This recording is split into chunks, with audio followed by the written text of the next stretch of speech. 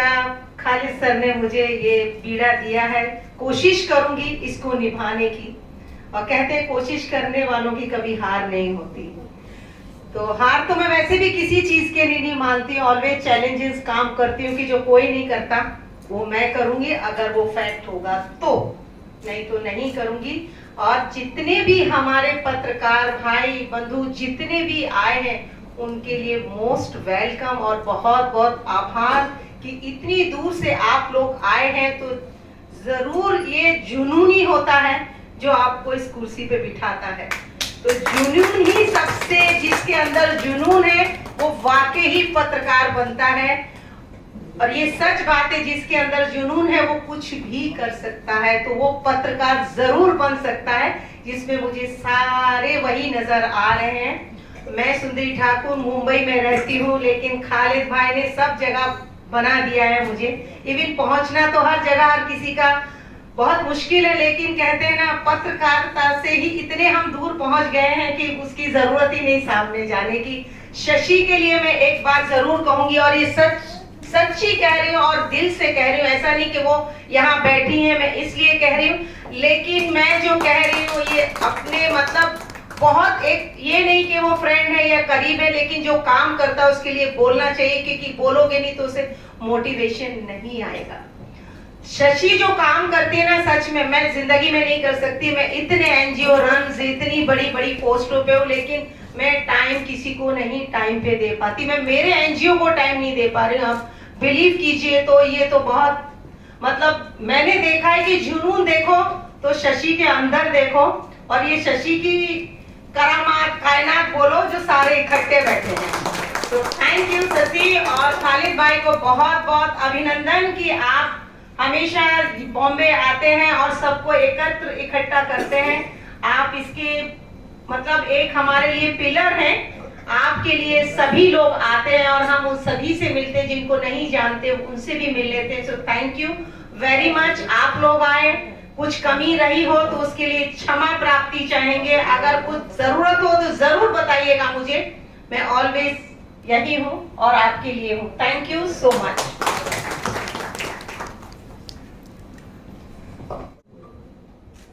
एक बार मेरी आवाज से आवाज मिलाए, पत्रकार एकता जिंदाबाद, पत्रकार एकता जिंदाबाद।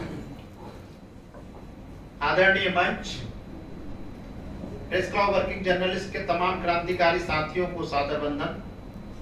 ये सौभाग्य का विषय है, प्रेस क्लब वर्किंग जर्नलिस्ट का दूसरा राष्ट्रीय अधिवेशन पुनः मुंबई में आयोजित हो रहा है।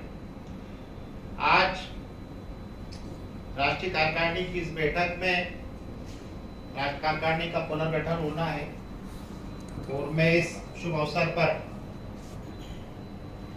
राष्ट्रीय कार्यकारिणी की नवीन घोषणा कर रहा हूं। उससे पूर्व मैं तमाम उपस्थित जन जो राष्ट्रीय कार्यकारिणी के मौजूद हैं उनके समक्ष एक प्रस्ताव रखता हूं, और यदि मेरे कार्यों से आप लोग असंतुष्ट हो, किसी प्रकार का विचार रखते हो और कोई नया अध्यक्ष बनाना चाहे तो आप प्रस्ताव रख सकते हैं, सादर आमंत्रित हैं। मैं चाहूंगा कि यदि किसी को मेरे कार्यों से या मेरी कार्यशैली से किसी प्रकार की कोई आपत्ति हो, या राष्ट्रीय अध्यक्ष के दायित्वों का निर्वाह करने में मैं किसी प्रकार की असमर्थता या कोताही बरत रहा हूँ, तो अगर कोई अन्य मान्य सदस्यगण राष्ट्रीय कार्यकारिणी के इस पद के इच्छुक हों तो वो अपना दावा प्रस्तुत कर सकते हैं।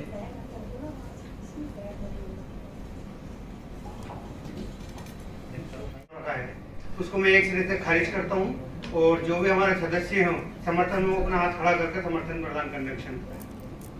क्यों? इसकी वजह है कि हर संगठन में नियमानुसार दो वर्ष के लिए चुनाव होते हैं, 2 वर्ष बाद पुनः चुना जा सकता है। पिछले 2 साल तो हमारे जो इससे पिछले थे वो कोरोना में निकल गए, तो हम तो कुछ कर ही नहीं पाए। उसके बाद बीमार होते हुए, क्लोटेड होते हुए आपने जितनी मेहनत करके हर राज्य से हर जगह से मोती चुन चुन के राष्ट्रीय कार्यकारिणी बनाई। उस राष्ट्रीय कार्यकारिणी ने बहुत सारी जगह, जैसे हमारा बंगाल है, प्रदेश में बहुत अच्छा काम चालू कर दिया है, हरियाणा में कुछ चल रहा है, दिल्ली में भी चल रहा है, मुंबई में भी चल रहा है, राजस्थान में आज इस बार हो सकता है हम प्रदेश अध्यक्ष घोषित कर दें तो वहाँ पे भी पूरे प्रदेश में चल जाएगा। तो काम चल रहा है। अब ऐसे में अगर आप त्याग पत्र देते हैं या दूसरों को चुनते हैं तो जो एक स्पीड ब्रेकर आ जाएगा उसको पार करना बहुत भारी पड़ेगा। तो इसलिए मैं पुनः 2 साल के लिए डॉक्टर खालिद के साहब को अध्यक्ष रहने की अनुशंसा करता हूँ। सदस्य हमारे सब समर्थन करते हैं। रियाज भाई सादर, इसमें मध्य प्रदेश से वरिष्ठ पत्रकार रविंद्र व्यास को पुनः राष्ट्रीय उपाध्यक्ष का दायित्व दिया गया है। गुजरात के शाकिर मलिक साहब जो कि अब तक राष्ट्रीय महासचिव थे, उनको जो है राष्ट्रीय उपाध्यक्ष का दायित्व दिया गया है। इसी प्रकार मध्य प्रदेश के गजेंद्र सिंह, उनको राष्ट्रीय उपाध्यक्ष बनाया गया है। शशिदीप जी पूर्व अनुसार संगठन महासचिव के साथ साथ राष्ट्रीय प्रवक्ता और डिजिटल मीडिया के राष्ट्रीय संयोजक का भी रहेंगे। चौरसिया जनरल सेक्रेटरी रहेंगे मध्य प्रदेश से। रियाज भाई जो अब तक राष्ट्रीय संगठन सचिव थे, उनका प्रमोशन करते हुए राष्ट्रीय महासचिव बनाया जा रहा है। मैं अपनी ओर से रियाज भाई को हार्दिक शुभकामनाएं प्रेषित करता हूँ। नीना गोयल राष्ट्रीय संगठन सचिव के साथ साथ दिल्ली इकाई की प्रदेश अध्यक्ष रहेंगी। सरस्वती दास राष्ट्रीय संगठन सचिव के साथ साथ बंगाल की कार्यकारिणी की अध्यक्ष रहेंगी। रेखा सोलंकी जी राष्ट्रीय कार्यकारिणी में संगठन सचिव रहेंगी। घनश्याम पाटीदार जी सेक्रेटरी, रामनुज भट्टर जी सेक्रेटरी, इलूराम यादव जी हरियाणा से सेक्रेटरी, चैतन्य मीणा राजस्थान से सेक्रेटरी, एसके मंडल उत्तराखंड से सेक्रेटरी, मीर मोहम्मद अली साहब को तेलंगाना को भी पुनः सचिव का दायित्व सौंपा गया है। इसी तरह हमारे संगठन में कोई प्रकोष्ठ और विभाग है जिसमें डॉक्टर सुंदरी ठाकुर जी को महिला विभाग का पुनः राष्ट्रीय संयोजक नियुक्त किया गया है। हकीम इलियास भाई डॉक्टर सेल के राष्ट्रीय संयोजक रहेंगे। शशिजीत जी डिजिटल मीडिया के अध्यक्ष। डिजिटल मीडिया में मिनी बुई जी अरुणाचल प्रदेश के अध्यक्ष रहेंगी। सुरेंद्र सिंह जी दिल्ली के अध्यक्ष रहेंगे। भारती माखीजानी जी गुजरात की, अभिषेक पाल वेस्ट बंगाल और डॉक्टर प्रीति प्रसाद छत्तीसगढ़ इकाई के अध्यक्ष रहेंगी। और आज उसी संदर्भ में तेलंगाना से आए हुए हमारे भाई शिराज साहब को तेलंगाना प्रदेश इकाई डिजिटल मीडिया का प्रदेश अध्यक्ष नियुक्त किया जाएगा। जय खाड़े जी महाराष्ट्र इकाई के प्रदेश संयोजक हैं, उन्हें पुनः दायित्व सौंपा गया है। सुधीर तमोली जी छत्तीसगढ़ इकाई के कोऑर्डिनेटर हैं। नीना गोयल दिल्ली इकाई के अध्यक्ष हैं। सैयद रिजवान अली जी को पुनः राष्ट्रीय कार्यकारिणी में स्थान दिया गया है। श्रीकांत जी हरियाणा से, इनको राष्ट्रीय कार्यकारिणी में स्थान दिया गया है। दिल्ली से पिंकी बेदी जी को राष्ट्रीय कार्यकारिणी में स्थान दिया गया है। और वेस्ट बंगाल कोलकाता से स्वाति राय मित्रा जी को राष्ट्रीय कार्यकारिणी में स्थान दिया गया है। मैं इनका हार्दिक अभिनंदन करता हूँ। उड़ीसा से कमलकांत दास जी को राष्ट्रीय कार्यकारिणी में पद दिया गया है। इसी प्रकार केरला से डॉक्टर राय थॉमस को एग्जीक्यूटिव कमेटी सदस्य बनाया गया है। और तेलंगाना से हमारे भाई मोहम्मद इंकिसारुद्दीन साहब को भी राष्ट्रीय कार्यकारिणी में स्थान दिया गया है। मैं तमाम राष्ट्रीय कार्यकारिणी और प्रदेश के जो संयोजकों को दायित्व दिया गया उनको पुनः अपनी ओर से हार्दिक शुभकामनाएं प्रेषित करता हूं। और उसके साथ ये उम्मीद करता हूं कि पत्रकार सुरक्षा कानून और पत्रकार कल्याण के लिए जो हमारा संगठन लगातार प्रयास कर रहा है, मैं चाहता हूं कि हमारे इन साथियों के माध्यम से हम अपने उद्देश्य को पूरे देश में फैला सके और सरकार को ये अवगत करा सके कि पत्रकार जो कि लोकतंत्र का चौथा स्तंभ कहा जाता है, दुर्भाग्य का विषय कि 77 साल बाद भी आज तक पत्रकारों को उनके अधिकारों से वंचित किया जा रहा है। हिंदुस्तान के किसी भी प्रदेश में अब तक पत्रकार सुरक्षा कानून को पूर्ण रूप से लागू नहीं किया गया। हम महाराष्ट्र में बैठे हैं, महाराष्ट्र में रामानुज जी हैं, खाड़े साहब हैं, डॉक्टर प्रीति सुंदरी ठाकुर जी हैं। महाराष्ट्र में आज से 5-7 साल पहले पत्रकार सुरक्षा कानून का ड्राफ्ट बना, सरकार ने उसको लागू भी किया, परंतु आज तक उसको अमल में नहीं लाया गया। और यही वजह है कि पत्रकारों की सुरक्षा अभी भी संशय की स्थिति में निर्मित कर रही है।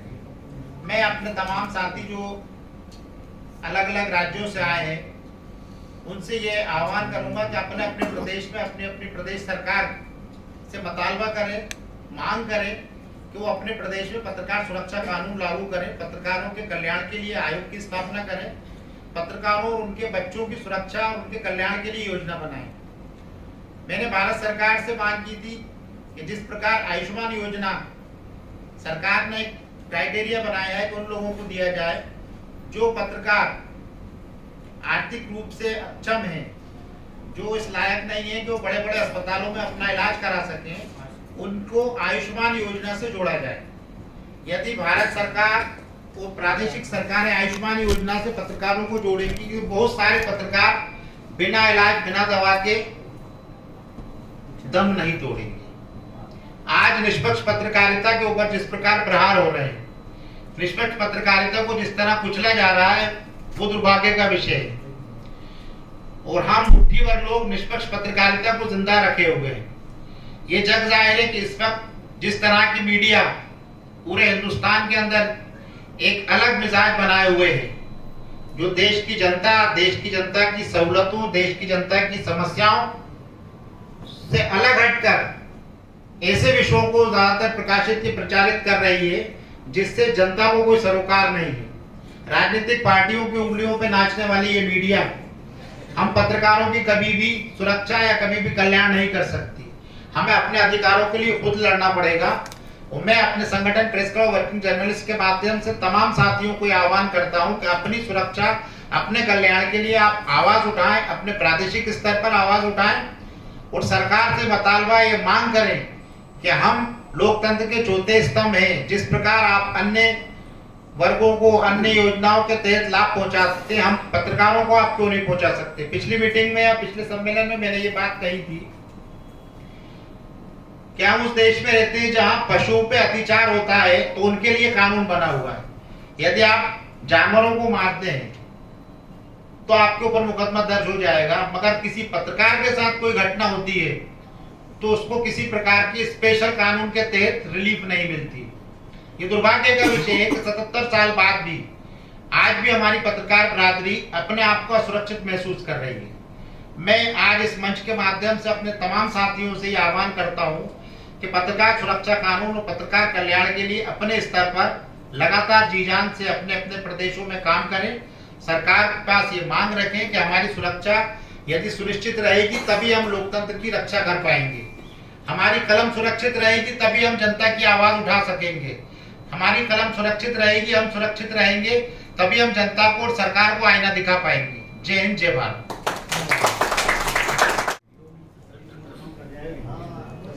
चुन डाउन कीजिए मैडम। देखिए सर, हाँ नहीं तो फिर भी ये फोटो नहीं। इधर सर, इधर मैम, इधर मैम आप आइए नजदीक में भी आप। मैम सामने मैम मैम। हाँ ये इंस्टाग्राम है, ये इंस्टाग्राम। ये करो करो इंस्टाग्राम। करो सर सर। लाइट लाइट दो, light light light light please. Generator मंगाऊं क्या? जनरेटर मैम इधर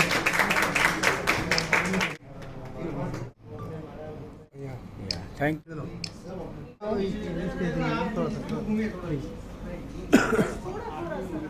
चलिए नाम ले लो हाथ पीछे सर, ले प्लीज लो ले इधर। लो ले लो। दिनेश रुके, इनका ले लो, वीडियो बंद दो पहले, वीडियो बंद दो। वीडियो भाई साहब वीडियो ले लो फटाफट। भाई वीडियो हो गया?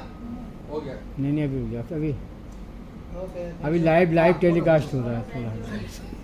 हो गया ना सर? बैठ जाइए सर, बैठ जाइए सर। चलो नीचे बालकनी बालकनी बालकनी बालकनी बैठ जाओ मैडम। बालकनी में आ जाओ सब लोग। भाई पीछे जाओ हाँ नहीं अभी आप और पीछे। हाँ कितना है यार, पीछे जाए। Yes wait no hurry don't worry. Sir सामने। Thank you. ये होती पत्रकारिता की आवाज़। फोटोग्राफर सॉरी है सर।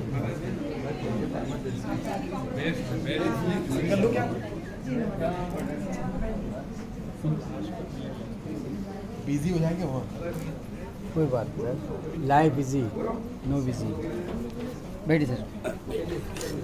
वर्ष बाहर गए हैं सभागार से और सम्मानित मंच पर जितने सम्मानित जन बैठे थे उनको प्रणाम करती हूँ। सुंदरी ठाकुर जी का विशेष रूप से आभार व्यक्त करती हूँ जो मुझे आज इतने समृद्ध सभागार में उपस्थित होने का सौभाग्य प्रदान किया। देवी और सज्जनों, आज देश भर से आए चुनिंदा पत्रकारों के इस परिवार में मैं नई हूँ, लेकिन शशि जी से बात हो रही थी तो मैं बहुत उत्साहित हो गई और मैं खुद को बहुत पीछे ले गई। ये बात उन दिनों की है जब मैं कॉलेज में पढ़ती थी। मैं post graduate in fine arts हूँ, लेकिन तब साथ साथ मेरा जो पहला 19 वर्ष की आयु में कार्यभार था वो एज अ जर्नलिस्ट स्टार्ट हुआ था। द टाइम्स ऑफ इंडिया, बहुत शुक्रिया, धन्यवाद। द टाइम्स ऑफ इंडिया का संस्करण वाराणसी प्लस के नाम से बनारस में आरंभ हो रहा था। उसके लिए उन्हें आवश्यकता थी ऐसे लोगों की। अंग्रेजी माध्यम में मेरा लेखन आरंभ हुआ जो आर्ट को कवर कर सकते, जो कि मेरा विषय आर्ट्स था। तो मैंने काफी वर्षों तक एज एन आर्ट क्रिटिक काम किया है द टाइम्स ऑफ इंडिया में। विवाह के बाद जरूर उसमें एक लंबा ब्रेक लग गया, लेकिन मेरा प्रारंभिक करियर, जो मैं कह सकती हूँ मेरा पहला पे चेक आया था, सैलरी, वो एज अ जर्नलिस्ट आया था। तो जी बिल्कुल बहुत धन्यवाद। और आज मुझे बिल्कुल गूज़बम्स हो रहे हैं क्योंकि आज मैं बहुत सालों बाद वापस से जैसे लग रहा है अपनी उसी दुनिया में लौट आई हूँ। उसके लिए शशि जी का आभार, सुंदरी जी का आभार, और आप सबको पुनः आप सबका बहुत बहुत हृदय से स्वागत, अभिनंदन कर रही हूँ। अब एक उद्घोषिका के रूप में आपके समक्ष हूँ क्योंकि विगत 12 वर्षों से मेरा प्रधान मुख्य कार्य उद्घोषणा का भी रहा है। लेखन की जो धारा पत्रकारिता से आरंभ हुई वो काव्य और कहानी से चलते चलते मुड़ते गुजरते यहाँ मुझे मुंबई ले आई, जहाँ अब मैं गीतों के लेखन में सक्रिय हूँ, गीतकार के रूप में कार्यरत हूँ। तो वर्तमान का मेरा परिचय ये है। ये बहुत छोटा सा संक्षिप्त परिचय आप सबके समक्ष प्रस्तुत करते हुए मुझे अपार हर्ष की अनुभूति हो रही है। मैं चाहती हूँ कि शशि दीप जी मेरे साथ साथ बनी रहे क्योंकि कार्यक्रम के बारे में बहुत कुछ जानकारी शशि जी को उन्होंने वादा किया था निभाने के लिए। कहाँ गई वो मुझे अकेला छोड़ करके। अभी इनरोल किया हूँ, मैं एडवोकेट हूँ, अभी जस्ट ये किया है। लेकिन आज का जो विषय है, जो मुद्दा है, मुद्दा क्या है कि पत्रकारों के लिए लड़ना है। 77 सालों से सरकारें क्या की और क्यों नहीं आज तक कोई सशक्त बिल आया या सशक्त कानून आया। अगर ध्यान से सोचे तो सरकार और पत्रकार दोनों विरोधाभासी शब्द है। विरोधाभासी क्यों है कि वही पत्रकार तो अव्यवस्था दिखाता है, सरकार की कमी दिखाता है। अगर आप ताकतवर हो गए तो सरकार की कमी तो इसे दिखती रहेगी। इसलिए आज तक सिर्फ आपके पास 2-3 आर्टिकल हैं। एक तो 19(1) है कि आपको स्पीच एंड एक्सप्रेशन, वो तो सबको है, फंडामेंटल राइट है। लेकिन क्यों नहीं सुप्रीम कोर्ट में केसेस जाते, क्यों नहीं आज तक कोई भी सरकार आगे आके पत्रकारों के लिए कुछ बनाए। कि हमने देखा है पत्रकारों के लिए संगठन कई सारे हैं, लेकिन एक उम्मीद है। उम्मीद क्या है कि पहला नारियल कौन फोड़ेगा। और मुझे जहां तक आज की भीड़ लग रही है कि हो सकता है प्रेस क्लब वर्किंग काउंसिल पहला नारियल फोड़ेगा। हम लोग विचार कर रहे हैं कि हम PIL सुप्रीम कोर्ट में हम ही लाएंगे और इसके लिए आपके सहयोग की जरूरत है।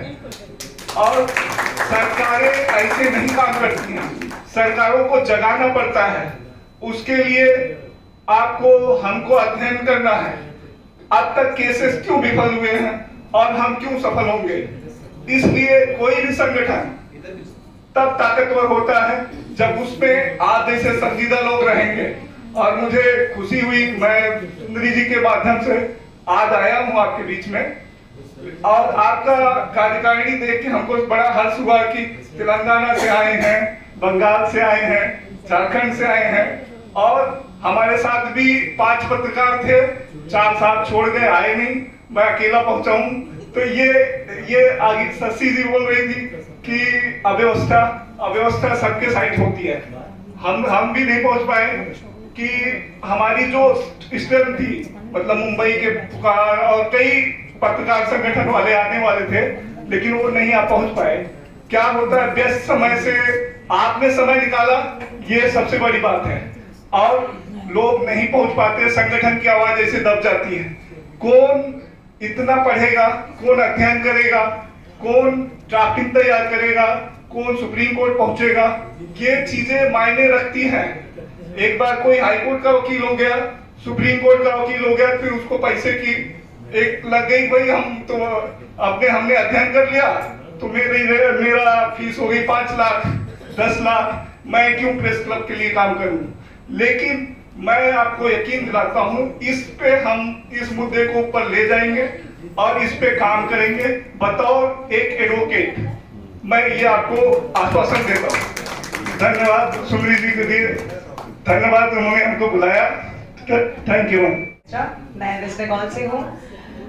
मैं बहुत न्यू हूँ इस ऑर्गेनाइजेशन में, लेकिन कभी मेरे को ऐसा महसूस नहीं हुआ कि मैं इस ऑर्गेनाइजेशन में जब से आई हूँ तब से कभी एक जस्ट वो बोलते हैं ना कि 1 कॉल अवे, तो शशि मैम बोलिए या खलील सर बोलिए, हमारे जो ऑर्गेनाइजेशन के एक होते हैं कि चलो हम पत्रकारों कहीं प्रॉब्लम में हैं तो कहीं तो कॉल लगाए, तो हम लोग सीधा कहाँ कॉल लगा सकते। कभी खलील सर को भी लगाए तो हुई भी, कितनी भी रात हो दिन हो, हम आज मेरे को तो कभी भी शशि मैम को कॉल लगाए तो कभी मिले ही है। तो यहाँ पे आके ऐसा फील होता है कि होम टाइप घर का फीलिंग आया मेरे को। तो ये ऑर्गेनाइजेशन में आने के लिए और आप सभी से मिलने का मौका भी मिला, इस प्लेटफॉर्म में आने के लिए सबको धन्यवाद। एंड सुंदरी ठाकुर जी सब मैम सबको भी बहुत बहुत धन्यवाद। And thank you Shashwati Das also from West Bengal to give me this platform. Thank you everyone. दूर से आए हैं और मैं कहती हूँ कोई अपनी ऐसी चीज व्यक्त करना चाहता है, लोगों में शेयर करना चाहता है, तो प्लीज जरूर आए मंच पे।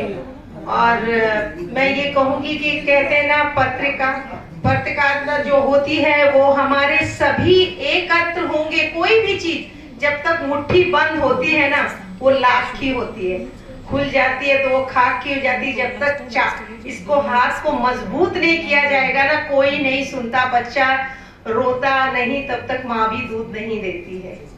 तो सरकारें तो शुरू से अंधी बहरी हैं, वो किसी की नहीं सुनती हैं, वो सिर्फ जो उनको करना होता है उनको सुनाने के लिए, ऐसा नहीं 2 बोले 4 बोले 1 बोले, कुछ नहीं होता।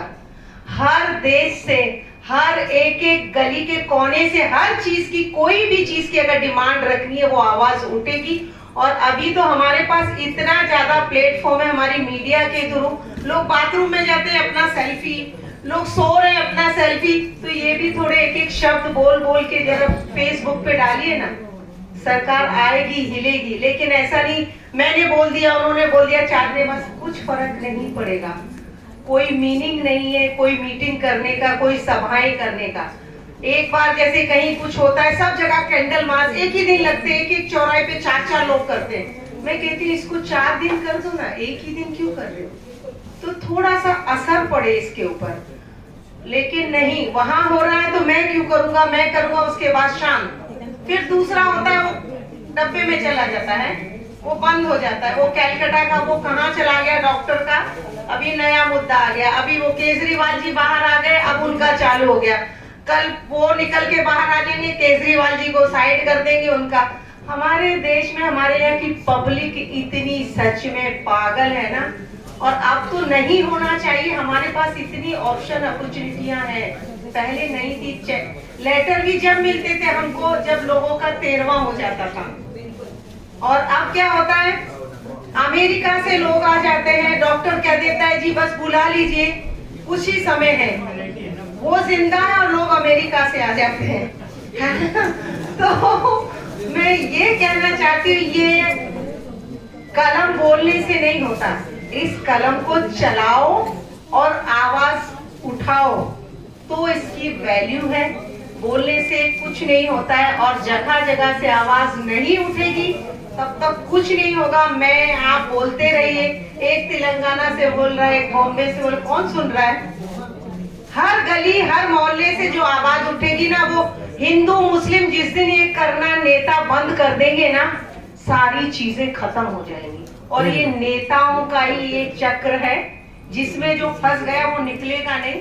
जिस दिन ये हिंदू मुस्लिम बंद हो गया ना और हमारे हिंदू भाई और मुसलमान भाई ये समझने लगे ये सिर्फ लड़ाते हैं, साथ में रात को खुद बैठते हैं और सुबह हमें और आपको, ये अपने बच्चों को क्यों नहीं भेजते हैं लड़ने के लिए? जब बाहर रोड पे आते हैं 12-12 साल के 15-15 साल के बच्चे जेल में पड़े, इनके लंदन और पेरिस में बैठे, पगार तो ये ले रहे गवर्नमेंट से। मैं तो 5 साल से गवर्नमेंट से कह रही हूँ इनकी पगार बंद कर देनी चाहिए, इनको नो सैलरी। किस बात की सैलरी लेते हैं ये? मैं 5 साल से डिबेट कर रही हूँ, क्यों सैलरी ले रहे, किस बात की? सियाचिन में वो बैठे हुए जिनकी 6 महीने में हड्डियां गल जाती है, उनको आप क्या देते हैं? ये तो कॉर्पोरेटर बना पेंशन, एमएलए बना पेंशन, एमपी बना पेंशन, मिनिस्टर बना पेंशन, इनको 5 पेंशन आती है। किस बात की आती है? एसी में बैठने की। हम कमाते हैं, जीएसटी टैक्स हम भरते हैं, हमारे बच्चे साइकिल पे घूमते हैं और ये चार्टर्ड प्लेन में, क्योंकि वो पैसा हमारा है, किसी के बाप का नहीं है। लेकिन जिस दिन ये लोगों को समझ में आएगा तब ये नेता नीचे आएंगे, नहीं तो आप जिंदगी भर नीचे ही पड़े रहो और पड़े रहोगे। सच कहती हूँ, जिस दिन ये मन में सोच लोगे ना कि ये हकीकत है, जिसने ये सोच लिया तो नेता के अच्छे अच्छे जमीन पे आ जाते हैं। लेकिन हम ही हैं जो उनको गद्दियों पे बिठा के बैठे हैं, हम ही लड़ रहे हैं उनके पीछे और वो अंदर कुर्सियों में बैठे हैं और हम लड़ रहे हैं कुत्ते की तरह। हम जेल में जा रहे हैं, बच्चे 12-12 साल के। मैं मुसलमान भाइयों बहनों से इतनी गुजारिश करती हूँ कि कितनी मुसीबत से आप बच्चों पैदा होते हैं, कितनी मुसीबत से आप बड़ा करते हैं। इनके ये अपने बच्चों को भेजे तो मैं समझू मेरा भी लेके जा भाई, ले जा, बिल्कुल लेके जा। वो बच्चे नजर आते हैं तुम्हारे पेरिस में पढ़ रहे हैं और मेरे बच्चों के लिए गवर्नमेंट स्कूल में भी एडमिशन के लिए जगह नहीं है। पैसा मैं दे रही हूँ, टैक्स मैं पे कर रही हूँ, गाड़ी खरीदती हूँ तो मैं टैक्स देती हूँ, पेट्रोल डालती हूँ तो टैक्स देती हूँ, उस पे कवर चढ़ाती हूँ टैक्स देती हूँ, रोड टैक्स देती हूँ, फिर टोल टैक्स क्यों दूं मैं? किस बात का टोल टैक्स? आप टोल टैक्स किस बात का ले रहे हैं? रोड टैक्स ले तो रहे, उसी पे तो बना है वो कहीं अलग बना है? आप मुझे बताइए, आप लोग बहुत विद्वान हो, बहुत बड़े हो, मैं तो एक छोटी सी हूँ, दिमाग में आ रहा है, मैं इसलिए बोल रही हूँ कि क्यों हम देते हैं रोड टैक्स? जरूरत क्या है रोड टैक्स की? फिर वो ले लो, आप जो टोल टैक्स लेते हैं वो ले लीजिए। रोड टैक्स, जब रोड टैक्स लेते हैं तो टोल टैक्स क्यों? उसी के ऊपर तो आप बना रहे हैं। लेकिन नहीं, बोलेगा कौन? मैं बोलती हूँ, मैं 18 साल से डिबेट कर रही हूँ, 18 साल से डिबेट कर रही हूँ और मैंने 4-4 दिन में मोदी जी का रिजल्ट लिया है। मगर मैं कहती हूँ, हर जगह मैं कहती हूँ, एक सुंदरी ठाकुर से कुछ नहीं होता। हर कोने में और एक घर में, हर एक घर में सुंदरी ठाकुर जिस दिन पैदा हो गई ना, कसम से हर हालात सुधर जाएंगे। और जो हमारी बहनें बैठी है ना, जितनी भी हम महिला हैं, और एक ये जेलसी छोड़ देंगे, महिला ही महिला की सबसे बड़ी दुश्मन होती है, ये तो मैंने देखा है और भरपूर और रोज देखती हूँ। जिस दिन वो महिला अपनी बाजू वाले की तकलीफ बगल वाले की समझने लगेगी ना, शायद उसको कभी जिंदगी में तकलीफ नहीं आएगी। तो सबसे बड़ी बात यह है, जब तक किसी भी चीज के अंदर एकता नहीं होगी, वो पत्रिका हो या हमारे पड़ोसियों का हो या कोई सरकार से डिमांड करानी हो, हम इकट्ठा नहीं होंगे, कुछ नहीं होगा। मेरा ये भी भाषण इतना ज्यादा भी नहीं चलेगा, बस यहाँ ही सुनेंगे, गेट के बाहर सब खत्म हो जाएगा। थोड़ा बहुत ये लोग चला देते हैं, इनको पता नहीं चलाएंगे तो मैं कल फिर पूछूंगी लिया था तो कहाँ गया, है ना? तो बस मैं ये कहूंगी, सब में जुनून होना बहुत जरूरी है। हम पत्रकार बने हैं, लेकिन उसकी असलियत अगर हम लोगों के सामने लाएं, और जो झूठे पत्रकार है ना, कसम से जिन्होंने बदनाम कर रखा है, वो अच्छों की भी उन्होंने कहानी खत्म कर रखी है। आजकल इतने झोलर पत्रकार हो गए हैं, मीडिया इतना झूठा, और जो सच्चे हैं वो बेचारे पीछे खड़े हैं, उनकी कोई गिनती नहीं है। जैसे कोर्ट में चले जाइए, महिलाओं के 100 केसेस में 80% झूठे हैं, क्योंकि वो महिला झूठ बोल के गई है कोर्ट में। इतनी झूठी महिलाएं हो गई है, कसम से मैं महिला हूं, मुझे शर्म आती है जब ऐसे केसेस मेरे यहाँ आते हैं ना, कि मतलब आप भी एक औरत हो यार, क्या कर रही हो, आपके भी भाई बहन है। 80% जो 20% है वो बेचारियों को डेट ही मिलती रहती है, क्योंकि वो 80 झूठी है ना, इसी लिस्ट में आपको डाल देंगे।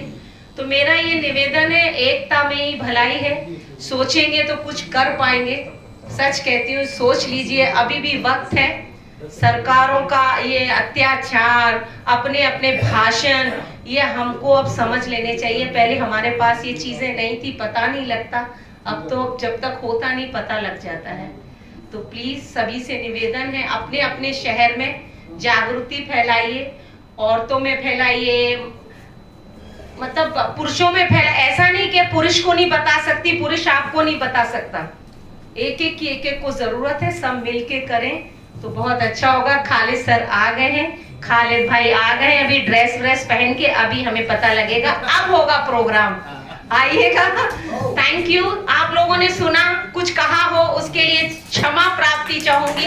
Thank you so much. में होगी और तालियों के माध्यम से हम उसकी अभिव्यक्ति करेंगे। असतो मां सदगमया, असतो मां सदगमया, तमसो मां ज्योतिर्गमया।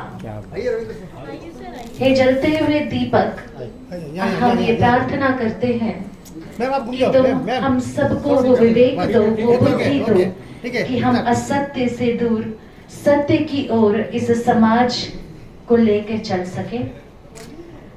हम सब इस समाज में फैले हुए अंधकार को दूर करें अपनी कलम के द्वारा, और उसे प्रकाशित करें, प्रकाशमय बनाए, प्रकाशमान करें। ऐसी प्रार्थना इस जलते हुए दीपक से हम सब करते हैं। ओम गं गणपतये नमो नमः, श्री सिद्धिविनायक नमो नमः, अष्टविनायक नमो नमः, गणपति बाप्पा मोरया। स्वाहा तत्सवितुर्वरेण्यं भर्गो देवस्य धीमहि धियो यो न प्रचोदयात्। गणपति बप्पा मोरया, मूर्ति मोरया। चलो मैं आप लोगों के सम्मान में एक बात कहना चाहूंगा। तू चला जो अपनी तलाश में, तो कहां कहां से गुजर गया। तू चला जो अपनी तलाश में, तो कहां कहां से गुजर गया। हर कदम कदम पर इम्तिहान, हर इम्तिहान से गुजर गया। आप अगर नहीं होते तो हम लोग भी नहीं होते। देखिए, पत्रकारिता एक ऐसा आईना है जो हमारी संस्कृति से जुड़ा हुआ है, हमारी भाषाओं से जुड़ा हुआ है, हमारे दिलों से जुड़ा हुआ है, हमारे जज्बातों से जुड़ा हुआ है। क्योंकि आप लोग जो लिखते हो या जो शूट करके पब्लिक तक हमें पहुंचाते हो, वही हमारी रूपरेखा बन जाती है। उसमें अगर आप हमारे लिए 2 शब्द अच्छे लिख देते हैं तो हमारी शोभा बढ़ जाती है। कहीं आपने थोड़ा सा पेन को घुमा दिया तो पता चला हम भी घूम जाते हैं। तो इसलिए सबसे पहले तो ये फंक्शन से खत्म हो गया, वो आप बात करता हूँ। तो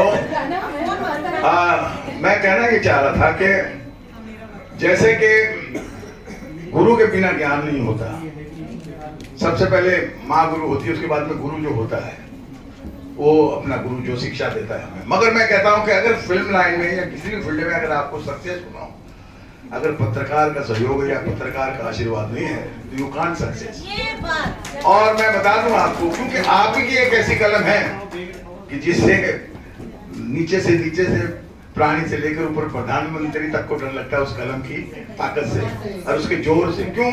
ये कलम कभी झुकते हुए हमने नहीं देखी, कलम को हमेशा लिखते हुए देखा, जज्बातों में लिखते हुए देखा, लड़ते हुए देखा, मरते हुए देखा। मगर उसने चीज कटाना सीखा है शीश झुकाना नहीं सीखा, तो इसलिए तो पहले तो अपने आप के लिए तालियां बजाइए। और मैं बहुत भाग्यशाली हूँ, मेरी प्यारी लाडली बहन ने मुझे कहा कि भाई 6 बजे शार्प आ जाना। तो हम लोगों को फिल्म वालों का प्रोग्राम होता 6 का मतलब 7 का मतलब 9। मैं नहीं सर, मैं इनके डर से आधा घंटा पहले नीचे आके खड़ा हो गया। आधे घंटे पहले नीचे खड़े थे। अच्छा, हो सकता है थोड़ा झूठ ज्यादा बोल गया। 15 मिनट पहले नहीं, 10 मिनट पहले मैं आ गया था। फिर मैं सोचा इनको पहले फोन करूं, क्योंकि अक्सर ये जो है यहाँ फंक्शन होता है गाने बजाने के, तो हम गाने बजाने वाले वैसे भी डायरेक्टर थे। तो आपके सब लोगों को बहुत बहुत बधाइयाँ जिनको अवार्ड मिल रहा है। और आप लोग, बड़ी खुशी की बात है, बड़ी बड़ी जगहों से आप लोग पधारे हैं यहाँ पे, और हमें ये आप लोगों का सम्मान करने का मौका मिला, ये हमारे लिए बहुत ही सौभाग्य की बात है। तो पहले तो अपने लिए तालियां बजाइए, मेरे लिए तालियां बजाइए। बहुत बहुत धन्यवाद। ये बड़ा मुश्किल सा सवाल है, मगर हमारा पाला हमेशा पत्रकारों से ही पड़ता है। हम आज जहाँ भी हैं, जो भी हैं, पत्रकारों की वजह से हैं। फिल्म इंडस्ट्री का कोई भी आदमी पत्रकार के बगैर उसकी शख्सियत कुछ भी नहीं है। और हम तो थोड़े ज्यादा ही मजबूत हैं, क्योंकि हमारे साथ दिलीप सेन और सुंदरी ठाकुर हैं, जो हमें पत्रकारों के फंक्शन में भी इनवाइट कर सकते हैं। तो हम बहुत अपने को बड़ा प्राउड महसूस कर रहे हैं कि आप सबके बीच में हम भी खड़े हैं। हमें आपने इतना आदर सम्मान दिया है, तो उसके पीछे, यहाँ तक पहुँचने के पीछे आप लोग हैं, और हमेशा सपोर्ट करते रहें। रियली बहुत सारे अवार्ड हमने सारे साल में, हम और दिलीप सेन, पता नहीं सुंदरी ठाकुर कितने अवार्ड अटेंड करते हैं, ये अपने आप का पहला और प्यारा है, मगर ये अलौकिक है जिसमें तमाम हमारे चाहने वाले आए हुए हैं। जिसकी तारीफ करें कम है। ये हम यदि उन्हें, वो हमें नहीं जानते, कोई बड़ी बात नहीं है, मगर हम सबको जानते हैं। Thank you very much. हमें आपस में एकजुट होना होगा। Thank you. कोई भी लड़ाई हम तक। प्रेस क्लब के सब पदाधिकारी और मेंबरों को मैं बहुत बहुत धन्यवाद करना चाहता हूं, और जिन्होंने मुझे इस लायक समझा और काफ़ी दिया। और आज बहुत बड़ी खुशी की बात है, तो हमें लेफ्ट और राइट में जो महान लोग खड़े हैं, इनके मैंने कई फंक्शनों में शूट किया हुआ है, लेकिन अवार्ड आज उनके हाथों से आज पहली बार मिल रहा है। Thank you. दिल की बात दिल तक पहुंची, और सर न जाने कितनी प्रतिभाएं पत्रकार जगत की पल रही है, बढ़ रही है। प्रारंभ में उनकी स्पीच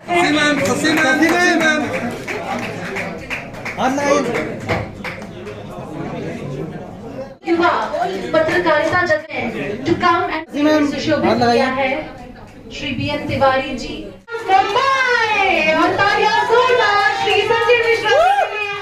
और मुंबई की पत्रकारिता जगत के ये रत्न है, और उनको आज बिलोंग करती है, बहुत ही क्रांतिकारी पत्रकार है हमारी, और ये एक विशेष तरह की समाज सेवा में जुटी हुई है, जिसका मैं उल्लेख करना चाहूंगी। ये जो कई कोने कोने में कई गरीब लोग जो पड़े रहते हैं और अचानक उनकी मौत हो जाती है, रेखा सोलंकी ने एक ऐसा मुहिम चलाया है, एक ऐसा टीम तैयार किया है, जिसके तहत वो इस तरह के लावारिस लाशों को उनका अंतिम संस्कार करवाती है, और स्वयं भी वो खाकनी देती है लड़कियों को। बहुत बढ़िया। और इस पूरे कार्यक्रम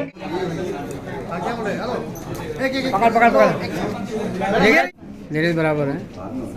लायक आपने मुझे समझा, इस स्टेज पे मुझे खड़ा करा, और शेख सर के लिए, मैम मेरी बहन जैसी शशिदीप मैम के लिए बहुत बहुत आदर, इन लोगों को धन्यवाद। इतना कहना चाहती हूँ, दुनिया में सभी पैदा होते हैं, लेकिन अपना अस्तित्व छोड़ के जाए, ऐसा हर इंसान को बनना चाहिए। मैं अपने परमाणु एक ऐसा कार्य कर रहे हैं जिसकी अंतिम, और आपका बहुत बहुत आभार एंड स्वागत है। 2 शब्द आप हमारे लिए जरूर, हमारे पत्रकार कहाँ थे, पूरे इंडिया से आए हैं। इसमें कोई वैसी पब्लिक नहीं है, स्टार सुपरस्टार वो बगल में खड़े हुए हैं।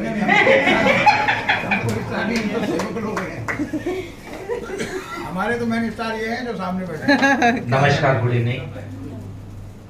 सारे देश से आए हुए मेरे पत्रकार बंधु और भगिनी, आप सभी का मुंबई में स्वागत। आप मैडम ने जैसे कहा, अभी सुंदरी जी ने जैसा कहा कि ये कोई सेलिब्रिटीज नहीं है, बट ये बहुत बड़ा एक आधार स्तंभ है। हमारे देश का 14 आधार स्तंभ जिसे कहा जाता है वो है हमारे पत्रकार। तो आप लोग एक जो हमारी लोकतंत्र है उसको ठीक से चलाने के लिए आप लोग बहुत बड़ा योगदान देते हैं और लोगों की बहुत बड़ी सेवा करते हैं। हम भी उसी तरह आपके सेवा के लिए ही है। उसमें से थोड़ा भाग आप लोग जो कर रहे हैं उसमें मैं सम्मिलित हुआ हूँ, ये मेरा मैं सौभाग्य समझता हूँ। और ये प्लेटफॉर्म देने के लिए और इधर इनवाइट करने के लिए मैं ये जो क्लब है, प्रेस क्लब है, इसको धन्यवाद देता हूँ। खासकर सुंदरी जी जिन्होंने मुझे इन्विटेशन दिया और इतना बड़ा सम्मान दिया, उनका मैं बहुत शुक्रगुजार। Thank you. आप सभी को मैं शुभकामनाएं देता हूँ। Be safe and be happy. Thank you. Thank you so much sir. संगीत जगत का फिल्म सेविका सुंदरी, जिनकी अगुवाई में ये इतना बड़ा आयोजन बजनी चाहिए राष्ट्रीय स्तर। ये हमारे प्रेरणादायी, उनके गाने सुन सुन के हम लोग बड़े हो गए और उनके बेटे श्री विजय जी चौहान और उनके पोती आरती चौहान, इनका मैं बहुत बहुत शुक्रगुजार हूँ, मेरे को बुलाया है करके। और मैं 2 लाइन बोलूंगी। इतनी शक्ति हमें देना दाता, मन का विश्वास कमजोर होना, हम चले नेक रास्ते पे हमसे भूल कर भी कोई भूल होना, इतनी शक्ति हमें देना दाता। और जोत से जोत जगाते चलो, प्रेम की गंगा बहाते चलो, प्रेम की गंगा बहाते चलो। दिनेश, हे दिनेश, दीन दुखी सबको गले से लगाते चलो, प्रेम की गंगा बहाते चलो। धन्यवाद। आप सब हमारे आधार स्तंभ है। हम गायक कलाकार आपके बिना अधूरे हैं। तालियां तालियां तालियां। शुक्रिया। उपस्थित है, इतने सम्मानित जन आपको सम्मान प्रदान कर रहे हैं।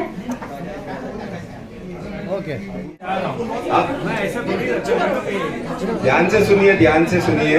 आप सभी के लिए ये press club of working journalist के तमाम जो देश भर के आए हमारे सभी साथियों से यही कहूँगा कि सर सर सर सर बड़ी खूबसूरत लाइन है आपकी। जीवन में ऐसी सोच रखिए, जीवन में ऐसी सोच रखिए, जो खोया उसका गम नहीं, जो खोया उसका गम नहीं, पर जो पाया वह किसी से कम नहीं। जो नहीं है, आप अगली लाइन ताली बजेगी, जो नहीं है वो एक ख्वाब है। आज जो यहाँ पे नहीं है वो एक ख्वाब है, पर जो है वो लाजवाब है, पर जो है वो लाजवाब है। और मैं ये कहना चाहता हूँ आज की मैं मुंबई में बागली से हूँ। बागली देवास जिले में एक छोटा सा कस्बा है जहाँ पे कैलाश जोशी लगातार जीतते रहे बीजेपी से। सुनील योगी हमारे भाई हैं और वो आज वहां से आए और मैं यहाँ पे मुंबई में बागली से आके 27-28 साल से डंगा बजा रहा हूँ, देख रहे हैं आप। और मैं बताऊंगा आपको कि लोकतंत्र के 4 स्तंभ, जैसे विधायिका कानून बनाती, लोकतंत्र का 4 स्तंभ, विधायिका कानून बनाती, उसका फॉलो कौन करती? कार्यपालिका, ब्यूरोक्रेट्स। और सबसे महत्वपूर्ण है न्याय की जो व्याख्या दिलवाती है वो न्यायपालिका। और इन तीनों पिलर पे, तीनों स्तंभ पर सबसे बड़ा कब्जा है, सबसे बड़ा वो करती है, वो है मीडिया, लोकतंत्र का 4था स्तंभ पिलर। तो इस पिलर का महत्व यही है कि आप सभी अपना महत्व समझे। दोस्तों, मैंने मुंबई में काफी सारा महत्व समझाया इस मीडिया के जरिए। और मैं बड़ी खूबसूरत लाइन है वसीम भाई की, वसीम बरेलवी की लाइन है, अर्ज किया है कि उसूलों पे जब आंच आए टकराना जरूरी है। उसूल मतलब जो कानून बना ना तीनों न्यायपालिका ने, कार्यपालिका ने और सब ने, उसूलों पे जब आंच आए टकराना जरूरी है। जब जिंदा हो तो जिंदा नजर आना जरूरी है, जब जिंदा हो तो जिंदा नजर आना जरूरी है। मेरा ये उसूलों पे काफी सारा लड़ाई हुआ है, पूर्व मुख्यमंत्री नारायण राणे से हुआ, नीतीश राणे से हुआ, आपका काफी सारे लोग हैं, जया बच्चन जी से हुआ। तो उसूलों पे जब टकराए विलासराव देशमुख, काफी सारे सवाल जवाब हुए और टकरार हुई है, और लेकिन उसके बाद वो खत्म भी हो जाता और अमल भी होता, बहुत सारे काम भी हुए। मीडिया ऐसी ताकत रखती है, मैंने अंधेरी बांद्रा काफी सारे रोड्स वगैरह, ये तो बहुत बड़ी ताकत होती है मीडिया की। आप अपना महत्व समझे और अपना एक्सप्लेन अपने वीडियो के जरिए, अपने मीडिया के जरिए, प्रिंट के जरिए, कलम से आप मजबूती रखेंगे तो निश्चित ही समाज में अपनी गली से, अपने मोहल्ले से बदलाव आएगा। जय हिंद, जय महाराष्ट्र। इस अवसर पर और बहुत सुंदर बात है कि एक के बाद एक महिलाएं और युवा चेहरे हमारे बीच पत्रकारिता जगत के आ रहे। तुलसी जी को आप मंच पर आइए और अपना पुरस्कार प्राप्त कीजिए।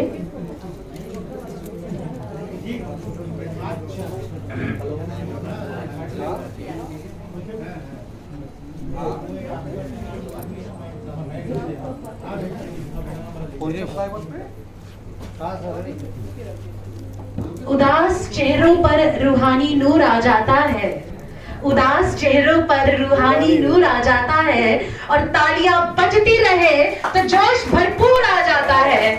ये जोश हमें चाहिए, आपका ये जोश, ये जुनून जो कि आप खबर लिखते वक्त आपका लगता है आपकी कलम से निकलता है, बहता है, वो आज यहाँ भी थोड़ा दिख जाए तो फिर क्या बात है, समा ही बन जाए।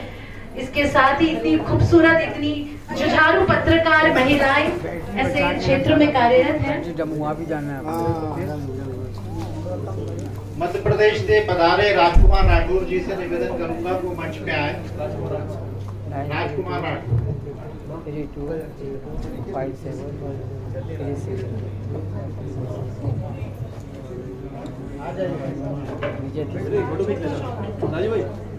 श्री अनिल राठौर जी आप भी आ जाइए।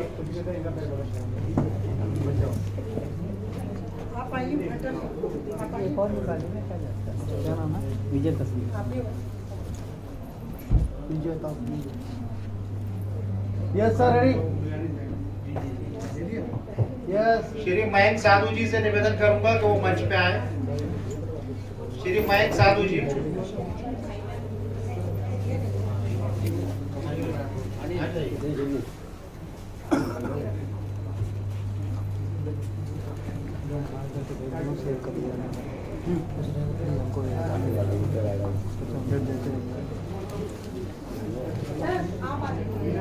राम भाई, अरे आप इधर ही रहिए।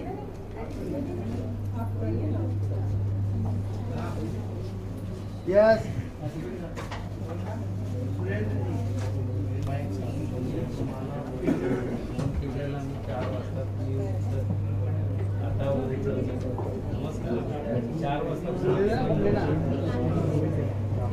सर हाँ सर, फोटो प्लीज, फोटो।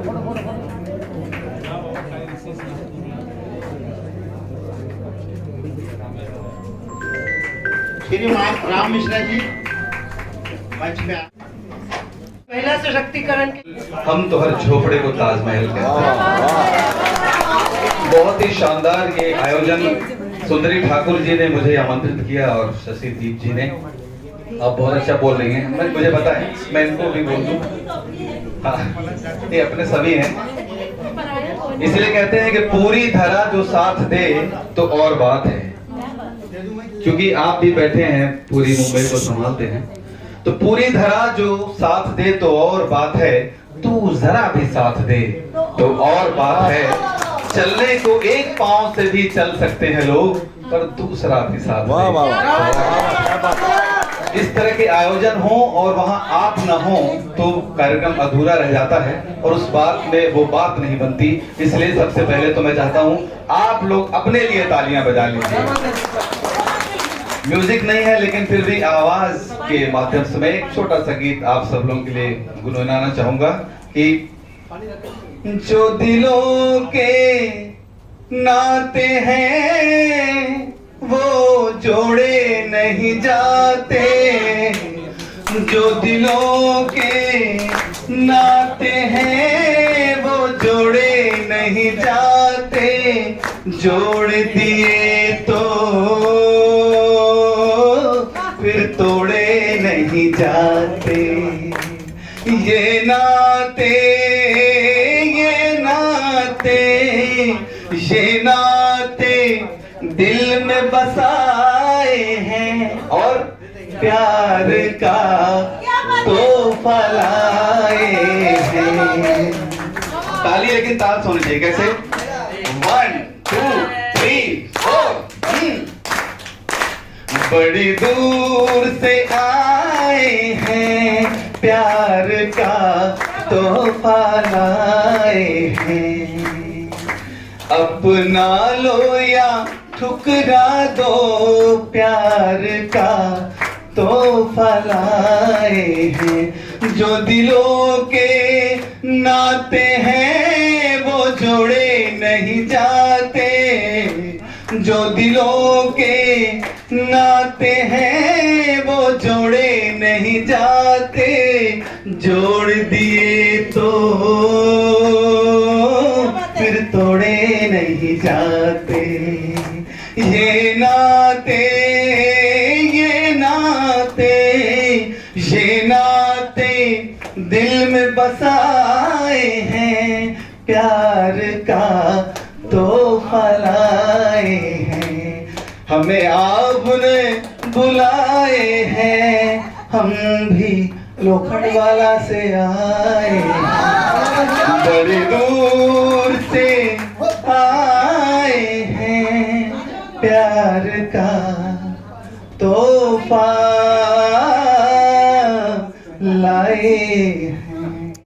नफरत की लाठी तोड़ो, लालच का खंजर फेंको, जिद के पीछे मत दौड़ो, तुम प्रेम के पंछी हो, देश प्रेमी हो, आपस में प्रेम करो, देश प्रेमी हो, मेरे देश प्रेमी हो, आपस में प्रेम करो, देश प्रेमी हो।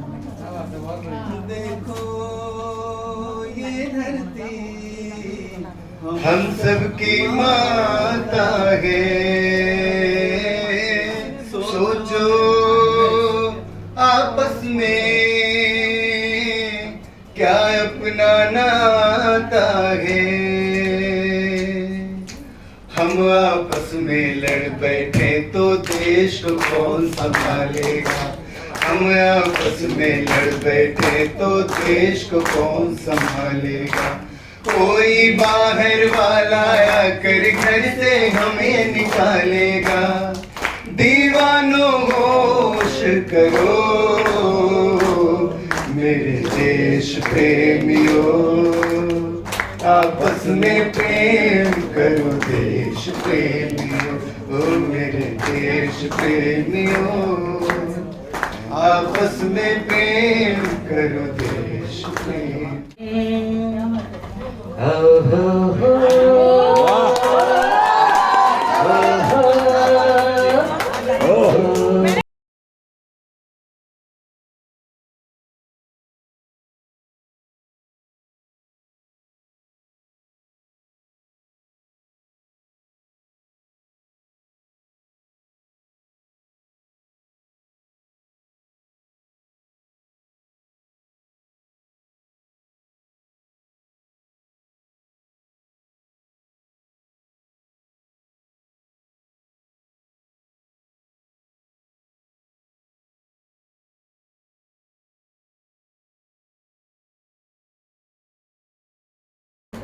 Thank you thank you. टूट न जाए सपने, मैं डरता हूँ, टूट न जाए सपने, करता हूँ, निस दिन सपनों में देखा करता हूँ। ऐसी बरसाते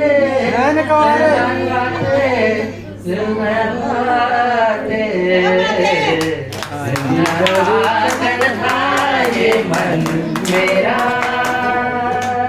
लिख रहा नाम उसपे तेरा।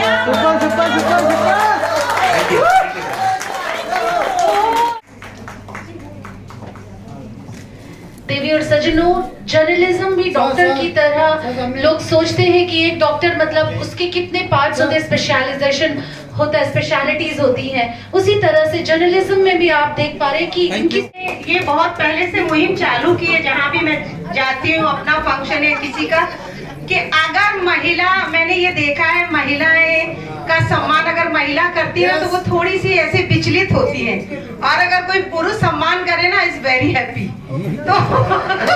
तो मैंने बहुत पहले ये चेंज कर दिया कि अगर महिला का सम्मान, ये सच बात है, अगर पुरुष करे तो बहुत अच्छी बात, और पुरुष का सम्मान महिला करे तो वो सम्मान समझने लगेंगे। वो महिला महिला करके, पुरुष पुरुष करके, वो सबसे रॉन्ग होता है। महान समाज सेवी थे और बहुत ही अच्छे विचारक थे, जो समाज में किसी भी तरह के शिक्षा पे वे विशेष जोर देते थे। उनके नाम पर हमने ये सम्मान शुरू किया था 2018 में। तो आज मेरी छोटी सिस्टर डॉक्टर सुवी स्वामी यहाँ पर मौजूद है, जो कि और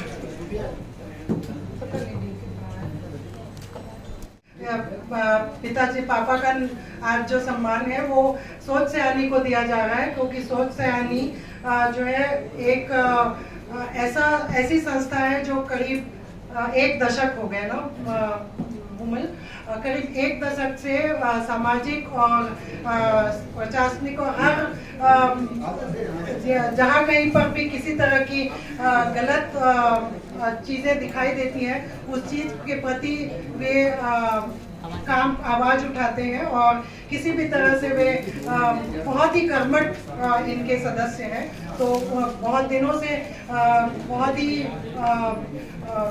इनके जो संस्थापक अध्यक्ष वो अभी फिलहाल फॉरेन गए हुए हैं, इसलिए हमारे बीच यहाँ पर कालरा जी हैं और मोहम्मद चौहान जी हैं, और मैं खुद भी उनकी सदस्य रह चुकी हूँ। और अंजलि निगम को भी आमंत्रित करती हूँ कि वो भी आ जाए मंच पर। तो अंजलि निगम सोच सयानी की साइलेंट मेंबर है, लेकिन बहुत ही ज़्यादा सपोर्ट करती है उनके सभी इनिशिएटिव्स को। और अनुभा भी आ सकती है, अनुभा भी आइए, वो सोच सयानी से वो भी कनेक्ट। हमने जो चलाया है वो है मैं हूं ना। आज के युग में हम देखते हैं कि हमारे बच्चे हमारे साथ नहीं रहते हैं, बाहर हैं, विदेश में या इंडिया में भी घर से बाहर हैं, और हस्बैंड एंड वाइफ अकेले रहते हैं, और इस एज में समाज की उनको आवश्यकता रहती है। सपोज नाइट में कभी कुछ दोनों में से किसी को प्रॉब्लम हो तो वो क्या करेगा कपल, तो उसके लिए हम आवाज देते हैं कि मैं हूं ना आपके लिए। तो इसमें हम लोग किसी भी तरह की सहायता जरूरत हो वो हम प्रदान करते हैं। एक एग्जांपल देता हूं कि मोहम्मद चौहान ने एक केस हैंडल किया था। एक फैमिली में एक लेडी, उनको ब्रेस्ट कैंसर था, उनका ट्रीटमेंट चल रहा था, तो जिस दिन कीमो होता था तो वो डिप्रेशन में चली जाती थी। तो उनके हस्बैंड ने हमें कांटेक्ट किया और हम लोगों ने मीटिंग रखा और डिस्कस किया कि कौन इसको हैंडल करेगा। तो मोहम्मद चौहान ने ये चैलेंज लिया, और जिस दिन कीमो होता था उससे एक दिन पहले इनको फोन करती थी उन लेडी को, और उनसे घंटों बात करती थी। वो बात करने से ही उनका डिप्रेशन दूर हो जाता था। तो इस तरह की हम लोग हेल्प करते हैं लोगों की, और जहाँ भी जरूरत हो हम लोग हमेशा आपके लिए हाजिर हैं। Thank you. मैं रिक्वेस्ट करी हूँ शशि जी और शुभी जी दोनों से, जो अपने पिताजी के नाम पर ऐसी योग्य सुयोग्य सुपुत्रियों के लिए भी जोरदार तालियां दे दी। और सज्जनों, सोच सयानी की सोच, जैसे निदा फाजली साहब ने एक शेर में अभिव्यक्त किया है, हर तरफ हर जगह बेशुमार आदमी, हर तरफ हर जगह बेशुमार आदमी, फिर भी तन्हाइयों का शिकार आदमी, फिर भी तन्हाइयों का शिकार आदमी। तो ऐसी तन्हाइयों के शिकार हमारे ही समाज में, हमारे ही शायद परिवार में, हमारे आसपास न जाने कितने लोग हैं, और उन्हें जरूरत है तो सिर्फ आपके प्यार भरे साथ की, 2-4 बात की। और किस तरह से अभी कैंसर पेशेंट भी उससे सोच से लास्ट एक ऑर्गन बचा था, उसमें भी कैंसर फैल गया था और डॉक्टर कोई भी मेडिकल ट्रीटमेंट नहीं हो सकता था। हमने उनको कम्प्लीटली आयुर्वेदा के थ्रू 30 डेज मिरेकल ट्रीटमेंट के थ्रू हमने उनको ठीक किया। सो आप सबके आशीर्वाद से, परमात्मा की कृपा से आज ये बहुत अच्छा चल रहा है। और ईश्वरा की तरफ से मिस्टर मनीष स्वामी ने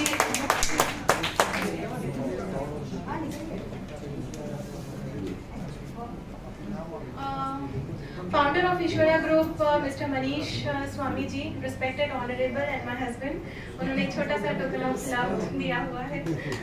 So please sir इसको accept करके आप चेक दिखाइए sir. It's just a small token of love. So thank you so much. Yes. और हमारे बीच इसने मुंबई का